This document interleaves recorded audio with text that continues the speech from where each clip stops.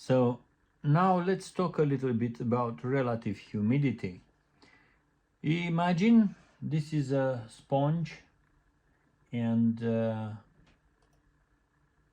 you will put some water inside. You see, you have a volume of water and the sponge got its own volume. The sponge volume is bigger than the water volumes. You don't have to apply the gravitation which will drag the water down. Let's not talk about gravitation. So you have a smaller volume of water and a bigger volume of the sponge. Now, if you don't use the third reference point to see which volume will change, you can say these volumes are relative against each other.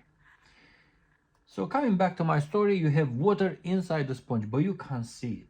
Now, if you squeeze the sponge, you will see the water.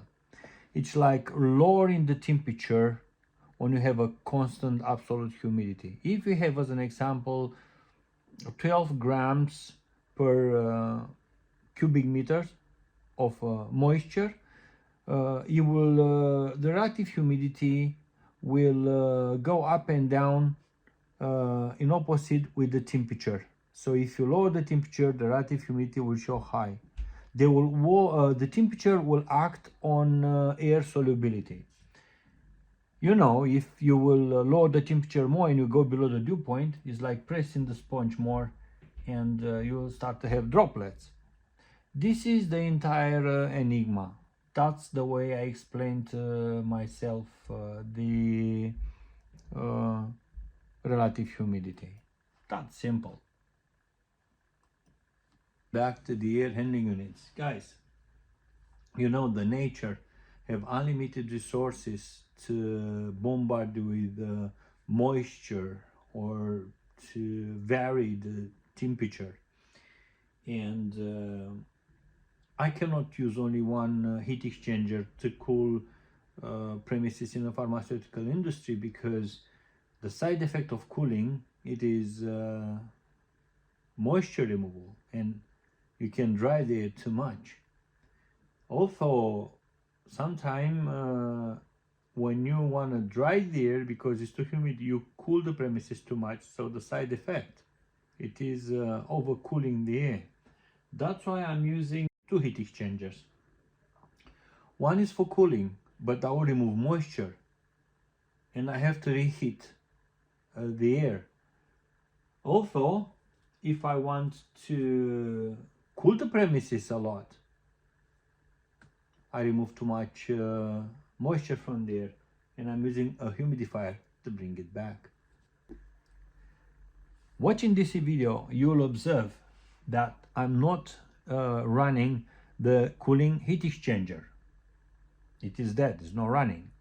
So the outdoor temperature will remain the same after passing through the heat exchanger. As an example, in our case, the temperature is 30 degrees Celsius, the humidity, absolute humidity, 12 grams per meter cube. And when the air passes by, the outdoor air after passes by, it will have the same 30 degrees Celsius and 12 grams per meter cube, which means the air, it is not processed. And you look to this little scalar I did. The 30, the red one, represents the temperature. The middle one, the 12, represents the absolute humidity, which is grams per meter cube. And the last one, it is the relative humidity. At this stage, I'm not really interested about relative humidity, and I will explain to you why. This is a processing area. It's like you're a chef. You cannot say the soup is good or not while it's cooking, but you can predict, if you put the right ingredients, the final test. So I am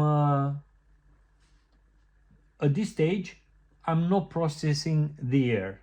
So into the room, into the clean room, the air will go with 30 degrees and 12 grams per cubic meter. That's not enough to cool the room or to control the humidity. So let's go further. Here's the tricky one.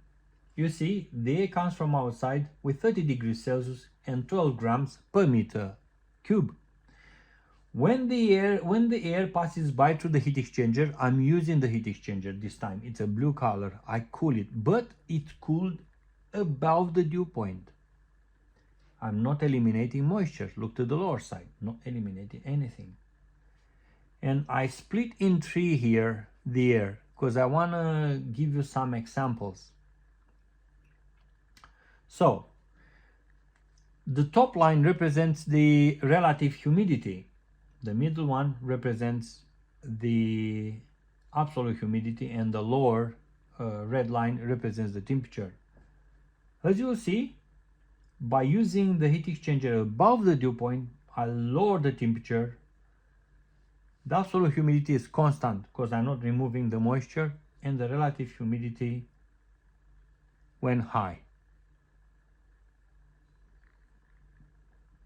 Why this happened? Why the relative humidity goes high? I told you, when you lower the temperature, the air solubility is not there, and the moisture starts to show more and more until you reach the dew point, and then you have a rain. So this has happened, okay? It is very important for you to understand. At the moment, I have 62, I think, and something, the relative humidity. I have 12 grams per cubic meter, and as you can see, we run the heat exchanger above the dew point. We're not removing moisture. We only drop the temperature. So because the absolute humidity stays constant and we drop the temperature, the relative humidity is too high. But this is processing area. Just be careful. You cannot judge the relative humidity here in this point. Thank you.